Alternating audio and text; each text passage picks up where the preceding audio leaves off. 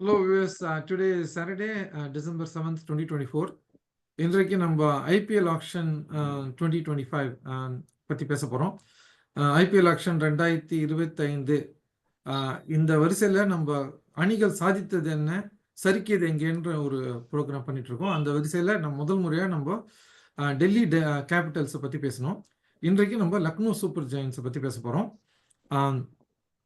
இந்த லக்னோ சூப்பர் ஜெயின்ஸை பற்றி பேசுறதுக்கு நம்மளோட வாசுதேவன் அவர்கள் வந்திருக்காரு.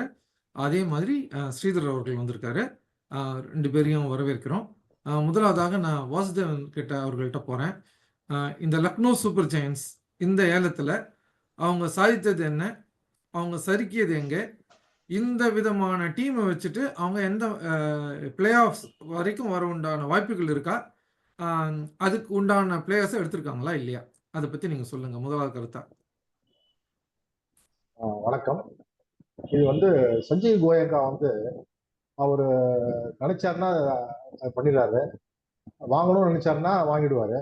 அந்த மாதிரி ரிஷப் பந்த் வந்து 27 கோடி கொடுத்து வாங்கியிருக்காரு.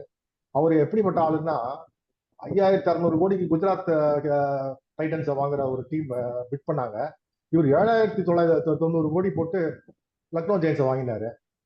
ஒரு 1400 கோடி ரூபாய் ஜாஸ்தி கொடுத்து டீமை வாங்கினவர். இவருக்கு வந்து ஒரு 27 கோடிங்கிறது ஒரு பெரிய அமௌண்ட் இல்லை. ஏன்னா அவருக்கு வந்து ஒரு கேப்டன் ஒண்ணுன்னு அவரோட கால்குலேஷன் என்னன்னா, வெங்கடேஷ் ஐயர் இவரு சிஎஸ் ஐயருக்கு 26.5 கோடிக்கு போனாங்க டிசி. அதனால அதுல இருந்து 50 லட்சம் மேல வச்சு 27 கோடி ஏலத்துக்கு போட்டு எடுத்துதான் சொல்றாரு. அவர் வந்து எப்படியாவது 3 வருஷத்துல 2 பிளே ஆஃப்ஸ் வந்த டீம் அது. போன தடவை 7th பொசிஷன் வந்ததுனால எல்லாரையுமே அமிச்சிட்டாரு. KL ராகுல், குர்னால் பாண்டியா வந்து 6 மேட்ச் கேப்டன்சி பண்ணாரு, அவர் அமிச்சிட்டாரு. நிக்கோலஸ் பூரன் கடைசி மேட்ச் கேப்டன்சி பண்ணியிருக்காரு, அவர் வச்சுட்டு இருக்காரு. ஸோ இப்ப கேப்டன்சி வந்து யாருக்கு கொடுக்க போறாருன்னு தெரியல. ஏன்னா அவர் இப்போ 4 ஃபாரின் பிளேயர் எடுத்திருக்காரு. மார்க்ரம், மில்லர், மார்ஷ் அண்ட் பூரான் ஏற்கனவே கேப்டன்சி பண்ணிட்டு இருக்காரு. இப்ப யாருக்கு கேப்டன்சி கொடுக்க போறாருன்னு தெரியல. லாஸ்ட் சீசன் வந்து 3 கேப்டன்சி இருக்காங்க. ராகுல் 6 மேட்ச் பண்ணாரு, குர்னால் பாண்டியா 6 மேட்ச் பண்ணாரு, கடைசி மேட்ச் பூரன் பண்ணியிருக்காரு. அவருக்கு வந்து ரிசல்ட்ஸ் தேவை. ரிசல்ட்ஸ் இல்லைன்னா அவர் கேப்டன்சியை மாற்ற தயங்க மாட்டாரு. ஏற்கனவே பூனால ரைசிங் பூனா சூப்பர் ஜெயின்ஸ் டீம் இருக்குச்ச தோனியே கேப்டன்சியில மாற்றி ஸ்டீவ் கொடுத்த பர்சன் தான் அவரு. அவருக்கு ரிசல்ட்ஸ் தான் முக்கியம். அதனால அந்த விஷயத்துல என்ன பண்ணுவாருன்னு தெரியல. அது பொறுத்து தான் அவங்க வந்து பிளே ஆஃப்ஸ்க்கு வரதோ டீம் ஆடுறதோ இருக்கு. அவர் வந்து செட்டில் டவுன் ஆக விடணும் இந்த டீமை. இது ஃப்ரெஷ் டீம். இது இன்னொரு என்ன பண்ணிருக்காங்கன்னா 6 ஃபாரின் பிளேயர் தான் எடுத்திருக்காங்க. அதுல 4 ஃபாரின் பிளேயர் ஆடியே ஆகணும். Marsh, Miller, Pooran and Markram. Shamar ஜோசப்பும் பிரெட் ஸ்கீன்னு 2 பேர் இருக்காங்க. அவங்க 2 பேரும் ஆடுறதுக்கு வாய்ப்பு இல்லை. ஏன்னா பவுலர்ஸ் எல்லாமே இந்தியன் பவுலர்ஸா எடுத்திருக்காரு அவரு. Fast bowlers plus spinners Shahbaz Ahmed, Abdul Samad, Ravi Bishnoi, Manimaran Siddharth. இந்த மூணு ஸ்பின்னர்ல 2 பேரும் ஆடணும். இவங்க எப்படி மிடில் ஆர்டர், எனக்கு தெரிஞ்சு லோவர் மிடில் ஆர்டர் பூரான் வந்து லோவர் டவுன்ல இருந்து ஆடலாம். ஆயுஷ் பதோனி இருக்காரு. இப்போ என்னோட கொஸ்டின் என்னன்னா, 7 ஓவர்ல 35 for 35 for 3ன்னா அவங்களால எவ்வளவு தூரத்துக்கு கொண்டு போக முடியும்னு தெரியல. இன்னொரு விஷயம் என்னன்னா, அவங்க கிரவுண்ட் வந்து பிளாக் சாயில இருக்கு, ரெட் சாயில இருக்கு. அவங்களுக்கே அது புரிப்படலை. அந்த பிச்சு வந்து விசிட்டிங் டீம் நிறைய வின் பண்ணிருக்காங்க. இவங்க 3 மேட்ச் தான் வின் பண்ணிருக்காங்க. 7 மேட்ச்ல ஒரு மேட்ச் ரெயின் அவுட் ஆயிடுச்சு. 6 மேட்ச்ல 50% தான் சக்சஸ் ரேட். வெளியில 4 மேட்ச் வின் பண்ணிருக்காங்க அவுட் சைட் கேம்ல. ஸோ இது இந்த வருஷம் அவங்க பொறுத்து தான் பார்க்கணும். இல்லை, நீங்க சொன்னது வந்து இந்த ஃபாரின் பிளேயர்ஸ்ல Mitchell Marsh, Nicholas Pooran, David Miller and Markram ஆடியே ஆகணும்னு சொல்றீங்க. அப்படி ஆடினாங்கன்னா ஷமார் ஜோசப்பை அவங்க ஆட வைக்க முடியாது. என்னுடைய பாயிண்ட் என்னன்னா, அவங்களுக்கு ஒரு ஃபாரின் ஃபாஸ்ட் பவுலர் போட்டே ஆகணுன்ற ஒரு நிலைமையில இருப்பாங்க. எஸ்பெஷலி அவங்க வெளில போகும்போது, அவங்க ஹோம் கிரவுண்டில் ஆடும்போது கூட தேவை இருக்காது. ஆனால் வெளில போகும்போது டெஃபினட்டாக ஒரு ஃபாரின் ஃபாஸ்ட் பவுலர் ஆடி தான் ஆகணும். ஸோ என்னை பொறுத்த வரைக்கும் அந்த 4 வெளிநாட்டு பிளேயர், ஓவர்சீஸ் பிளேயர்ஸில் 3 பேர் தான் ஆடுவாங்கன்னு நினைக்கிறேன். ஏன்னா மிஷேல் மார்ஷ் வந்து injury prone. Michel Marshall polling போட முடியலன்னா அவரை டீமில் வச்சுக்கிறது கொஞ்சம் கஷ்டம் தான் நான் நினைக்கிறேன். அதே மாதிரி மாக்ரம் ஓப்பனிங் ஆடினார்னா அவருக்கு உண்டான ஒரு நல்ல ஆப்பர்ச்சுனிட்டி கிடைக்கும். பட் பின்னாடி வரத்துக்கு already Rishabh Pant, Nicholas Pooran, Badoni இருக்கும்போது பின்னாடி வந்து அவர் என்ன பண்ணுவாருன்னு சொல்ல முடியாது. மில்லர் எப்படியும் அவங்க ஆடுவாங்க, ஏன்னா T20 ஸ்பெஷலிஸ்ட். அதனால மில்லர் ஆட வைக்கிறதுக்கு நல்ல வாய்ப்புகள் இருக்கு. ஆனா நம்ம எம்எஸ் தோனி சொல்ற மாதிரி ஐபிஎல்ல ஒரு ஃபாரின் ஃபாஸ்ட் பவுலர் இல்லாம எந்த டீமுமே ரிஸ்க் எடுக்க மாட்டாங்க. அட்லீஸ்ட் ஒரு ஃபாரின் ஃபாஸ்ட் பவுலரானு வச்சுன்னு தான் ஆடுவாங்க. Because it is very important in either middle ஸ்டேஜாக இருக்கட்டும், இல்லை பவர் பிளேயில் போடுறதா இருக்கட்டும், இல்லை டெத்தில் போடுறதா இருக்கட்டும், அட்லீஸ்ட் ஒரு ஃபாரின் ஃபாஸ்ட் பவுலர் வச்சுப்பாங்க. அதனால இந்த நாலு batsman basically Mitchell Marsh, Pooran, Markram, இந்த 4 மெயின் பேட்ஸ்மேன்ல 3 பேர் தான் ஆடுவாங்கன்னு எனக்கு தோன்றது. ஷமார் ஜோசப் ஆடுவாருன்னு தான் தோன்றது. ஃபர்ஸ்ட் 3-4 மேட்ச் அட்லீஸ்ட் ட்ரை பண்ணுவாங்கன்னு தான் தோன்றது. நீங்க என்ன அவங்களோட நினைக்கிறீங்க? ஃபாஸ்ட் bowling ஆப்ஷன் வந்து அவேஷ் கான், மோஷின் கான், 2 நல்ல fast ball. Mayank Yadav is fastest. அவர் 150 இது போடுற ஸ்பீட் போடுற மாதிரி இருக்காரு அவரு. But is prone to break down. அதனால அவர் ஆடலன்னா ஆகாஷ் தீப்னு ஒரு இந்தியன் ஃபாஸ்ட் பவுலர் இருக்காரு அவருக்கு பேக்கப்பா. அது இல்லாம மணிமாறன் சித்தார்த் கூட விளையாடலாம் டிபெண்டிங் ஆன் தி டீம். இல்ல அதனால ஷாமர் ஜோசப் ஆடினா பேலன்ஸ் போயிடுது. அந்த 4 ஃபாரின் பிளேயர் ஆடுற மாதிரி பேட்டிங் ஆடுறதுக்கு அப்துல் சமதோ ஷபாஸ் அகமதோ தான் ஆடணும். வேற ஆப்ஷனே இல்ல அவங்களுக்கு. எடுத்த இல்லையே, லோக்கல் டேலண்ட் வந்து பதோனி ஆடலாம். பதோனி எப்படி தான் லெவல்ல ஆடுறாரு. பதோனி இல்ல ஆடுறாரு. அந்த பதோனி பிளேஸ்ல தவிர்த்து சொல்றேன் நான். இல்ல அந்த இல்ல பிளேஸ்ல இப்போ நீங்க நீங்க பாத்தீங்கன்னா 12 ஓவர் ஆயிடுச்சுன்னா உங்களுக்குள்ள Nicholas Pooran, Miller and Pant இருக்கும்போது நீங்க இன்னொரு இன்டர்நேஷனல் பேட்ஸ்மேன் தேவையில்லை உங்களுக்கு. 10 ஓவர் மேல ஆயிடுச்சுன்னா நீங்க பின்னாடி வந்து உங்களுக்கு மூணு வெரி டேலண்டட் கிரிக்கெட்டர்ஸ் உள்ள உட்காந்துருக்காங்க. பந்துக்கெல்லாம் நீங்க 10 ஓவர் ஆயிடுச்சுன்னா பந்துக்கெல்லாம் 20 பாலுக்கு மேல கிடைக்காது. நீங்க பூரணி உள்ள வச்சிட்டு இருக்கீங்க, பந்துக்கெல்லாம் 20 பாலுக்கு மேல கிடைக்காது. அப்புறம் நீங்க எடுத்ததே வேஸ்டா போயிடும். இல்லையே இப்போ வந்து 4 fast ball 4 foreign batsman Pant Ayush Badoni சேர்த்து 6 தான் இருக்காங்க. 6 பேட்ஸ்மேன் இருக்காங்க. அவங்க அப்துல் இப்போ சமத் அவங்கள ஒருத்தர் டிராப் பண்ணா இவர் வந்து 5 பேட்ஸ்மேன் ஆயிடும். இல்ல ஷபாஸ் அஹ்மத் இருக்காரு டிராப் பண்ணா ஆல்ரவுண்டர். 5 பேட்ஸ்மேன் ஆயிடும். இல்ல ஷபாஸ் அஹ்மத் இருக்காரு ஆல்ரவுண்டர். ஷபாஸ் அகமட் வந்து ஷபாஸ் அகமட் ஆல்ரவுண்டர்னு பேரை தவிர ரன் சிச்சுவேஷன்ல இப்ப சப்போஸ் ஒரு 7 ஓவர்ல 84 ரன் அடிக்கணும்னு வச்சுக்கோங்களேன், இவன் பூரான்லாம் அவுட் ஆயிட்டாருனாக்கா சொல்றேன் நான். லோக்கலா ஆங்கர் பண்றதுக்கோ இல்ல இது பண்றதுக்கோ ஒரு ஆள் தேவைப்படும். அதுதான் இல்லைங்கிற. தூப்பக் கூட இருந்தாரு, குருணால் பாண்டியா இருந்தாரு போன வருஷம். அந்த மாதிரி ஒரு கொஞ்சம் ஓரளவுக்கு எக்ஸ்பீரியன்ஸ்டு ஐபிஎல்ல அந்த மாதிரி பிளேயர் இல்லைங்கிறது தான் என்னோட கணிப்பு. சரி, உங்களோட முதல் கருத்தா எடுத்துக்கிறேன். என்னை பொறுத்தவரை ஷமர் ஜோசப் ஆடுவாருன்னு தான் தோன்றது எனக்கு. ஸ்ரீதர் அவர்கள்ட்ட கேட்போம். சரி, ஓகே. லக்னோ சூப்பர் ஜெயண்ட்ஸ் அவங்க சாதித்தது என்ன இந்த ஏலத்துல, சறுக்கியது எங்க, அவங்க பிளே ஆஃப்ஸ்க்கு வர உண்டான வாய்ப்புகள் இருக்கா இல்லையா? வணக்கம். லக்னோ சூப்பர் ஜெயண்ட்ஸ் டீம் பாத்தீங்கன்னாக்க அவங்க ஆக்ஷனுக்கு போகும்போது நான் சொல்றது போகும்போது என்ன டிசைட் பண்ணிருக்காங்கன்னாக்க அந்த பவர்ஃபுல் ஹிட்டர்ஸ் தான் எடுக்கணும்னு பார்த்துருக்காங்க. அவங்க போலிங்கை பொறுத்த வரைக்கும் அவங்க வந்து கான்சென்ட்ரேட்டே பண்ணல. ஷமேர் ஜோசப் என்ன பண்ணிருக்காங்க, கடைசியில் தான் எடுத்தாங்க. அவங்க பவுலர்ஸ் நிறைய மார்க்கி பவுலர்ஸ் வரும்போது பவுலர்ஸ் அவங்க கான்சென்ட்ரேட்டே பண்ணல, பவுலர்ஸ்க்கே போல. அவங்க கிளியரா இருந்திருக்காங்க.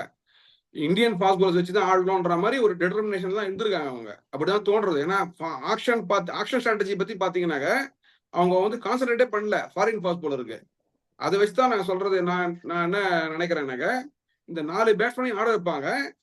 மார்ஷ் போலிங் போடுவாரு. இப்போ வந்து வெளியே போனாங்கன்னாக்க வெளில ஆடுற மேட்சஸ்ல நீங்க சொல்றது கரெக்ட். ஏன்னா அவன் வந்து விக்கெட் எப்படி இருக்கு அப்படிங்கிறத பார்த்து ஷமேர் ஜோசப் ஆட வைக்க வேண்டிய வாய்ப்பு நிறைய இருக்கு. வெளியே ஆடுற மேட்சஸ்ல அவங்க கிரவுண்ட்லயே ஆடுற மேட்சஸ்ல நீங்க பாத்தீங்கன்னாக்க இந்த 11 இப்படிதான் எடுப்பாங்க. அவங்க மில்லர், மார்ஷ், மார்க்ரம், பந்து, பூரான் இவங்க பவர் ஹீட்டர்ஸ் வச்சுட்டு அந்த ஓவர் நம்பர் 12 இருந்து ஓவர் நம்பர் 20 வரைக்கும் அடிக்கிறது தான் வெயிட் பண்றாங்க. அவங்க அப்படிதான் எடுத்துருக்காங்க டீமை. இன் பிட்வீன் என்ன பண்ணுவாங்க, அவங்க பதோனி அனுப்புவாங்க. இந்த 4 பேர்ல நடுவுல ஓவர் 12 டு ஓவர் 20 இவங்க வந்து பதோனி நடுவுல மிக்ஸ்ல வச்சு எடுப்பாங்க. பவர் இப்போ வந்து இம்பாக்ட் பிளேயர் ரூல் இருக்கிறதுனால இவங்க என்ன பண்ணுவாங்க, எய்தர் ஷாபாஸ் இல்ல மயங்க் யாதவ் யாராவது வந்து impact or Manimaran Siddharth can be impact player. This is how அவங்களோட 11 இருக்கும். இதுதான் என்னுடைய கணிப்பு. அவங்க எடுத்ததுல வந்து பாத்தீங்கன்னாக்க எடுத்த பேட்ஸ்மேன்லாம் பில்ட் பண்றதெல்லாம் கரெக்ட் தான், நல்லா எடுத்திருக்காங்க. பந்து இப்படிதான் எடுத்தாகணும், வேற வழி கிடையாது, எடுத்துருக்காங்க.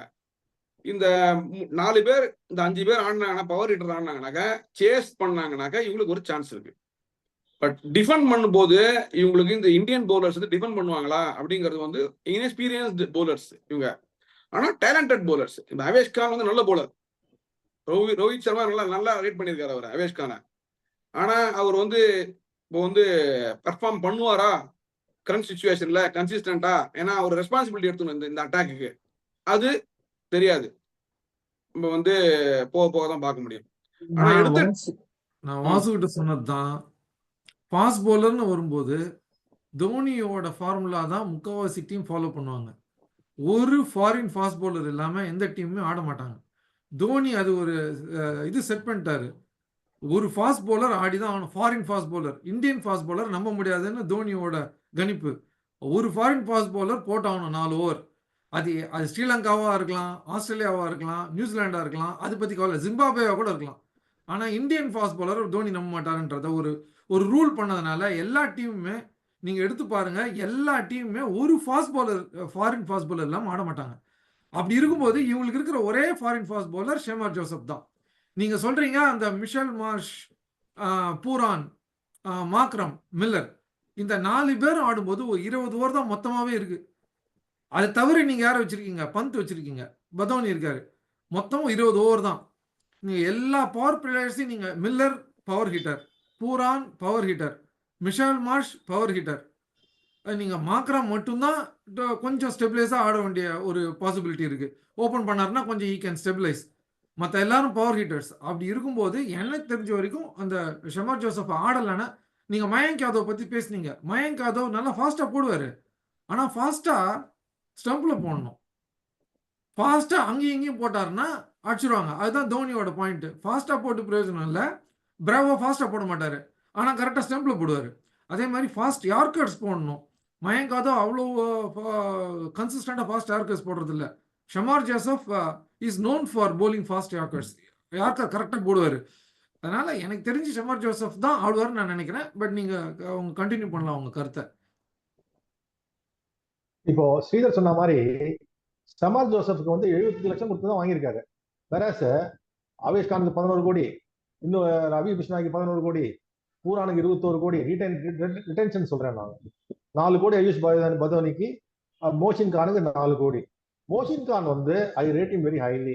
ஏன்னா நிறைய கேம்ஸ் வந்து 19th ஓவர் 20th ஓவர் போட்டு கேம்ஸ் ஷட் அவுட் பண்ணிருக்காரு. 7 ரன்ஸ் கொடுக்க வேண்டிய 5 ரன்ஸ் கொடுத்து மேட்ச் வின் பண்ணி கொடுத்தாரு. இல்ல மோஷின் கான் ஆடுவாரு, ஆனா ஆவிஷ் கான் ஆடுவாரு. இன்ஜுரி இருக்கு அவருக்கு, இன்ஜுரி பிரச்சனை இருக்கு.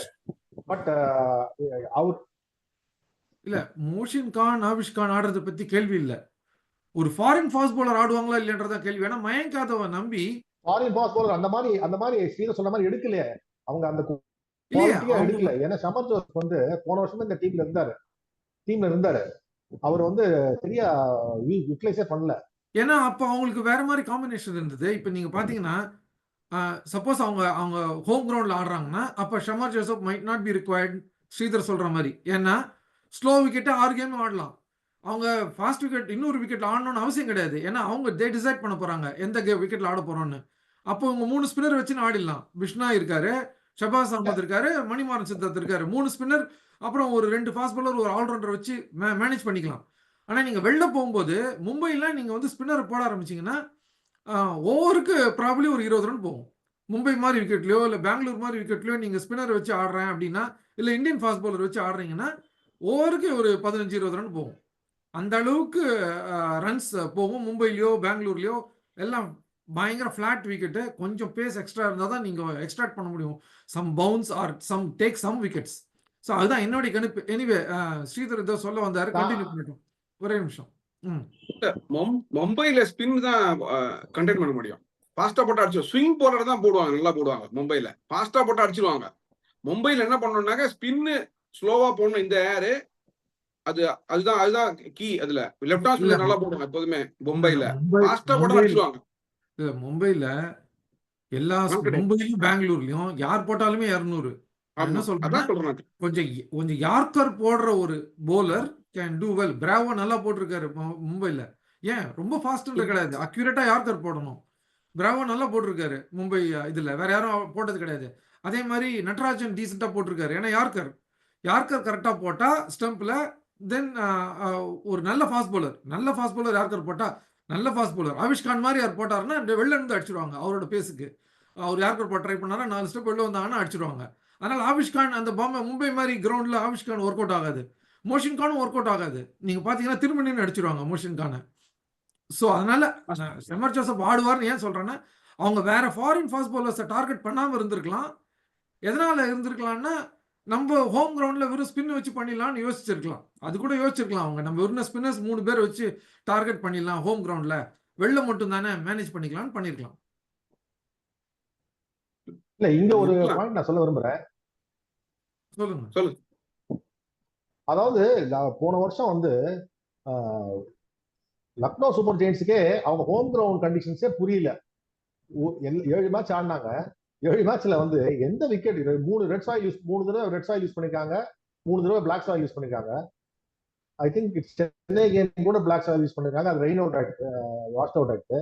அவங்களுக்கே புரியல. அதாவது சின்ன கோட்டர் படத்துல ஒரு விஜயகாந்த் ஒரு வசனம் சொல்லுவாரு, ஒரு ராமன் வாத்தியார்னு நம்மளாம் அவர் எழுத படிக்க தெரியாத குஸ்தி வாத்தியாருன்னு. அது மாதிரி அவங்க அவங்க அவங்க கிரவுண்டே அவங்களுக்கு புரியல. வெளியில வந்த டீமுக்கு பெட்டரா புரியுதே தவிர அவங்க ஹோம் கிரவுண்ட் கண்டிஷன். ஏன்னா லாஸ்ட் இயர் தான் ஃபர்ஸ்ட் இயர் அவங்களுக்கு ஹோம் கிரவுண்டுக்கு ஆடினாங்க. அதுக்கு முன்னாடி வருஷம் கோவிட்னால அவங்க லக்னோல ஆட முடியல. போன வருஷம் தான் ஃபர்ஸ்ட் இயர். இன்னும் அவங்களுக்கு அது இன்னும் புரியாத புதிய அவங்க ஊர் லக்னோக்கு ஹோம் கிரவுண்ட். அதுல டீம் வேற மொத்தமா சீட்டை கழிச்சு போட்டாரு. புதுசா வச்சிருக்காங்க. ரவி பிஷ்னாய் மட்டும்தான் இருக்காரு. அதனால எப்படி பண்ணுவாங்கிறத பார்க்கணும். அவரு வேற பீட்டிங் டவுன் தி நெக். சரி, நிறைவாக திருப்பி ஷெமர் ஜோசப் பத்தி பேசும்போது அது அவர் உள்ள வர்றது கூட பிரச்சனை கிடையாது. உள்ள வந்தா டீம் பேலன்ஸ் வந்து கண்ணாமண்ணா மாறுது. அதையும் நீங்க யோசிக்கணும்.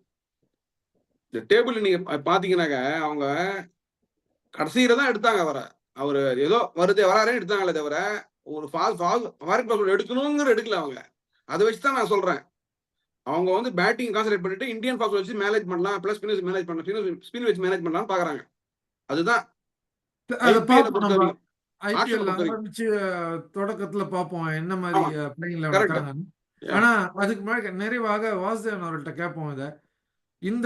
இந்த டீமை வச்சுக்கிட்டு IPL 2025 Lucknow super giants play ஆஃப்ஸ்க்கு வருவாங்களா? எந்த விதமான வாய்ப்புகள் இருக்கு அவங்களுக்கு? அவங்க ஒரே கேப்டனை வச்சு ட்ரஸ்ட் பண்ணி ஃபுல் 14 மேட்ச் ஆடினாங்கன்னா பிளே ஆஃப் வரதுக்கு நல்ல வாய்ப்பு இருக்கு. அவங்க ட்ரஸ்ட் பண்ணி அவங்க பண்ணணும். மேனேஜ்மெண்ட் சப்போர்ட் பண்ணா வாய்ப்பு நல்ல வாய்ப்பு இருக்கு. நல்ல பேலன்ஸ் இருக்கு பேட்டிங் அண்ட் பவுலிங். அதனால வர வாய்ப்பு இருக்குன்னு நினைக்கிறேன். உங்களோட நிறைவு கருத்தா எடுத்துக்கிறேன். ஸ்ரீதர் அவர்கள்ட்ட அதே கேள்விதான். பிளே ஆஃப் வரதுக்கு வாய்ப்பு இருக்கா இந்த அணியை வச்சு? என்னுடைய கணிப்புல உங்களுக்கு வாய்ப்பு இல்லை. ஏன்னா டீம்ல பேலன்ஸ் இல்லை. ஏன்னா அவங்க ஊர்ல வின் பண்ணா கூட வெளில போனா மொத்தம் வாங்குவாங்க. அதுதான் என்னோட கணிப்பு. ஒரு 6 இல்ல 7 தான் பினிஷ் பண்ணுவாங்க இவங்க அட் பெஸ்ட். ஓகே, அதே உங்களோட நிறைவு கருத்தா எடுத்துக்கிறேன். அடுத்த முறை நம்ம இதே வரிசையில நம்ம இன்னொரு அணியை பத்தி பார்க்க போறோம். குஜராத் டைட்டன்ஸ் சாதித்தது என்ன, சறுக்கியது எங்கன்ற ஒரு நிகழ்ச்சி தொடர்ல குஜராத் டைட்டன்ஸ் பத்தி பார்ப்போம் அடுத்த முறை. அது வரைக்கும் நன்றி, வணக்கம். வணக்கம். தேங்க்யூ. வணக்கம்.